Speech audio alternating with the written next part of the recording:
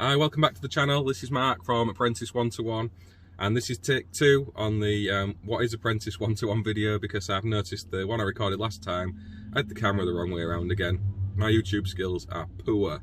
They are so bad. So I'm going again with it, this time with the camera the right way around, and we'll change the format a bit as well because I was rambling in the last video. So yeah, we'll just do a quick fire question and answer sort of thing where I'll ask myself questions and answer them as best I can. So one of the primary ones is, what is Apprentice 1-to-1? And the answer to that is just a group who give guidance and support to apprentices employers in response to the COVID situation, where lots of apprentices were losing both access to colleges and losing their jobs with employers. So, you know, the idea was to get them back into employment if possible, and to provide the resources so they can continue with the learning, even if it's just looking at content on YouTube, or having somebody pop a bit of work up for them that they can go and work on the portfolio with, and ideally getting them back into a job. And from the employer's point of view, at the moment it's aiming them towards where the grants are available and the benefits in having an apprentice, and how it can help grow their businesses as we hopefully emerge from this mess over the next 6 months or so. So that was kind of it at the outset. So the other kind of question is, you know, how did it actually start? And the answer to that is, I had inquiries coming to my business from apprentices in the local area who'd lost their jobs, just trying to get back into work. And I managed to use my LinkedIn connections to help do that. And I just thought maybe I can help on a, you know, wider area, bigger scale. I'd started to notice popping up on social media people looking for work who were like 3-4 years into the apprenticeships. And yeah, just to help people, and it sort of took off from there. And really, in fairness, I have to give a lot of credit to the guys at EGTE, so the Electrician's Guide to Everything. I was sort of running around like a blue-ass fly, if you like, just firefighting wherever I could. And it was speaking with Rick that made me realise that, you know, if you focus this in a better way, that you can probably achieve more. And they opened a lot of doors to speak to industry bodies, if you like, so chatting with Superrod and their support of apprentices, opening up other doors with industry magazines, so we can get that message out there into employers hopefully, and, you know, make them think that maybe we can do something with taking an extra apprentice on or two if we've got the work available. So, you know, I do have to thank those guys, Sam, Rick and Neil, because those initial conversations with them really made me aware that actually this could be quite helpful on a much bigger scale if I focus my efforts in a better way and ask for help. So rather than it just been me doing all this, put it out to wider industry to get involved and do more. So yeah, huge thanks to the guys at EGTE. They were the first ones to offer any help. Little old me who's just a nobody. And they're reaching out, offering all of their subscribers and followers on all the social media platforms, letting me talk on the podcast itself to try and raise awareness. And you know, it was a big deal then, big motivation factor for myself. And they're still supporting right now, every day, with basic stuff and, you know, ideas to help more people. That's all it's about. Yeah, so that was that question. And where's it going forward? What are we actually doing now? And that leads back onto why I finished answering the last question in a way, but we're setting up a charitable organisation. Hopefully it's going to come through in the next, I think we're probably down to the last 3 or 4 weeks of waiting. There's like a 50-60 day wait time when you try and do that. So, you know, it's not something you can just set up like you would a business. There is a group of trustees there waiting to start officially being more involved. It's all in place and ready to go, but I'm not going to release the names of those people until it is all done officially, because I don't think it's fair, and I've had the recent bad experience of the app blowing up in my face. So I'm waiting till everything's done and all the I's are dotted and T's are crossed. And yeah, so there's that. And really for the long term, you know, primarily this was just to help people through COVID, but longer term I think there is an issue with the apprenticeship system, and there is a place for a group to offer guidance and support to employers and apprentices. And that's what I would like it to keep doing for as long as possible. I'm certainly willing to put my time and effort into doing that. And other people who I've spoken to who are going to be trustees have said the same. So you know, that's kind of the focus at the moment, just to keep doing what we've been doing, and yeah, see where it takes us. There's stories going out in industry magazines now. There is some manufacturers and CPSs who have offered a lot of support and seem to be of the opinion that, you know, we can really find a place for Apprentice 1-to-1 and help grow apprenticeship numbers in general. That would be amazing if we could be involved in that in any small way. So yeah, that was that one. And one of the other questions is, what kind of industry support have you got? So leading back on again, so obviously the guys from the EGTE, but after that we kind of had NAPIT become involved. So Mike Andrews offered the resources of reaching all the NAPIT members through their social media channels, and Terry Munro was incredible in doing that. They had campaigns on Twitter and LinkedIn, and really that brought a lot of employers into Apprentice 1-to-1. So there's people getting in touch saying, oh, this is a great idea, how can we help? We do actually need an extra pair of hands at the moment. We're looking at taking on an apprentice, and that was certainly a shot in the arm at the time. So, you know, thanks to Mike and Terry and NAPIT for doing that, and they still support us now.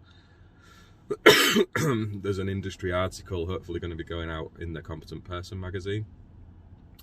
So, you know, that support was, you know, for a big CPS body like that to be interested in a little initiative I've started, you know, was really good. And there's Super Rod as well. So Malcolm and Vanessa, through the guys at EGTE, they've offered a lot of support, and we did a giveaway with them on the Instagram channel to try and make people aware of what we are doing, and, you know, get people engaged and sharing that Apprentice 1-to-1 is here. Certainly from lots of industry individuals, far too many to list. So in the LinkedIn group, for example, we've got a couple of hundred or so people, from industry lecturers to members of well-known industry groups and bodies. We've got some of the social media influencers, if that's what we're going to call them. So, you know, we've got Gary Hayes with JSH Electrical and all the incredible content that's on there for an apprentice. I mean, you're never going to get a finer resource than that anywhere. It's incredible. And, you know, Gary to say, yeah, cool, link to that, and he's in the group himself and he's engaged with apprentices. You know, it's still quite funny I'll be chatting with him through other social media aspects, saying, I can't believe that Gary's talking with me. You know, so that's pretty cool. Nick Bundy recently has said I can share a video of his that was kind of in total alignment of what Apprentice 1-to-1 is in my eyes. So that was really nice. And yeah, Nick and Adam, that was nice to share that story across the Apprentice 1-to-1 website. There's links on there to people who have come forward as supporters. There is a couple of people who I will mention have been really key in helping apprentices, and that's Craig O'Neill. So he's engaged with a lot of people who've had issues with questions around the college places and some of the technicalities of where they stand with employers and the colleges. So, you know, he's been key in engaging with people there and answering those questions. And then likewise in the group itself, just people sharing all of the content as often as possible and engaging with apprentices themselves. And there's Andy Smith, who right at the outset was looking at speaking with as many apprentices as he could, and just to have an employer there who was, you know, fire them my way, I can try and get these people back into work.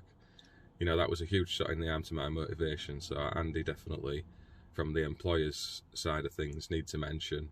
And he's currently not well at the moment, so, you know, best wishes to Andy. Hopefully he's back fighting fit soon, and we can have a catch up and see if we can have any more apprentices helped out through his businesses, and if we can help him in any way as he recovers. So yeah, there was Andy. So some of the other questions was, do I make any money out of Apprentice 1-to-1? That's something that bizarrely gets asked a lot, and absolutely not. I've never had any money at all, nothing gifted. You know, this costs me money, hosting of the website. I've provided things for giveaways to try and get engagement on social media. There's hours and hours of my time, so most evenings I'm sat speaking with apprentices till very late on in the day, trying to point them over to other people and get them back into work. So no, I don't make any money out of this. There's also been the suggestion that I'm just doing it for sort of industry fame, and again, not really. I would much prefer Apprentice 1-to-1 to become something, an entity in its own right, and that's the focus. And it doesn't need to be me doing these kind of things, doing these videos and being front and centre to it all. That's not what I'm about at all. So yeah, there was that issue that crops up here and there, and often, you know, I don't quite understand the mindset of that, but sometimes it does appear that people, if they haven't had the idea themselves, they're just looking to pull it down. I don't get that mindset. So yeah, there was that aspect to it. The other one is sort of, where do you see it going? What's it going to become? Really, I don't know. It's just kind of running with itself. We're only a few months into it ever been a thing. I guess hopefully it will be to offer that guidance and support in the long term to apprentices and employers, and perhaps help grow the numbers, because historically we do seem to have an issue with, certainly with small micro businesses employing apprentices anymore, and that's been going on for, you know, a period of probably 10 years. So to see if we can offer any kind of help and get to the root cause of that, and see if we can grow apprenticeship numbers in general, because we need more skilled workers in the electrical industry. And if we're going to offer an alternative viable route to the short courses that I certainly object to, and lots of other people seem to, then we need something in place that's a viable option.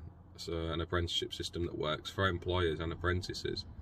And at the moment there is certainly roadblocks on both sides, and it seems to be the root issue is finance. So, you know, that the apprenticeship wages is too low, certainly for adult learners, and employers consider an apprentice as an additional cost and drain on the business that they can't afford. My own personal view on that is that if you look at it over a 4 or 5 year window, rather than the initial first and second year where it might be costing you your money, you get more than a payback out of employing an apprentice through the course of that training, and then having the skilled worker in your own mould in your business after that. It helps you grow a business. But, you know, it's not like that for everybody. For some people it is just providing the place to come and learn new skills and the work volume's maybe not in that particular geographical area for that extra pair of hands, and, you know, there's different factors where it maybe wouldn't be profitable for a certain business to do it. And, you know, it was to maybe move the mindset away from just being based on finance, that perhaps it's paying back to the trade itself, so you can help provide that next generation of skilled electricians, having made a career out of it yourself, and perhaps looking towards the way government funds apprenticeships.